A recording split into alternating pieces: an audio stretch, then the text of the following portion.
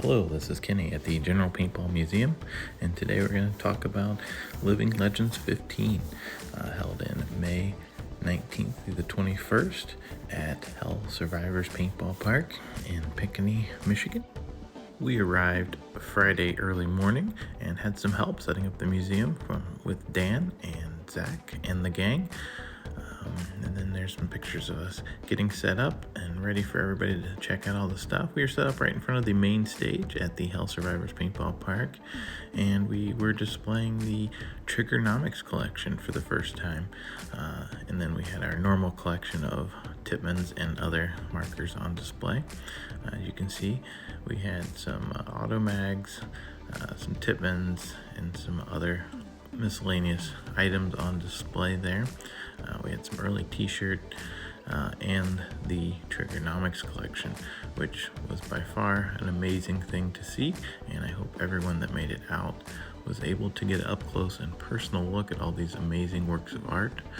We also had some spiders and black dragons, and then our Tippmann collection that covers from 1986 all the way through to about 2012 area. Fantastic to see all the different years and generations of Tippmann, along with some more spiders, some pistols, and some Brass Eagle equipment. And we had some brass Sheridan products also, along with some oddities, movie props, and just miscellaneous little items. We had the Gramps and Grizzly mask that inspired the patch that is on Gramps and Grizzly.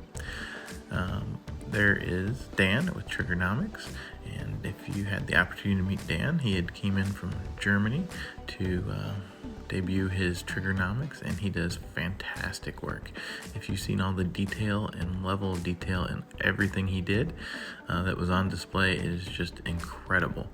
Some of these works of art have over 1,300 hours involved with making one marker, and it is tedious, all done mostly by hand. A little Dremel work, but then all the fine details are all done by hand. Just simply incredible. It's just something you can sit there and look at for infinite amounts of time. The level of detail, some are more simplistic, some are very detailed. Zach made it very possible to have all this equipment on display, and I appreciate his help. We also had the Paintball Hall of Fame, and we had Bambi that was there to host that, and we made space in the museum. We also had many guests, such as Lance, that came out to see us, and so many other people that came through the museum. It was a busy place. We have Paintball Dave, another living legend, holding one of the Triggernomics pieces. And we had the Welt Man stop by, and he even got to handle a couple pieces. Steve had made it out from Paintball Dave's. And we had another great guy named Justin there, and his brother were great to see. And we had John Dresser and Paintball Dave, Cena there. We also had the pleasure of having George Hay right next door, and he stopped in a few times. And there you can see Hanu and the command there on the stage. And we had Nova Paintball stop by. Chris was great, and we had lots of paintball chats and stories to see. Huge shout out to Jay at PB Sports. If you're ever in the Fort Wayne area, you need to stop by and see his store or one of the events he sets up at, see his tent. He was generous enough to lend us a spare tent, so that it made it possible to be able to set up the museum.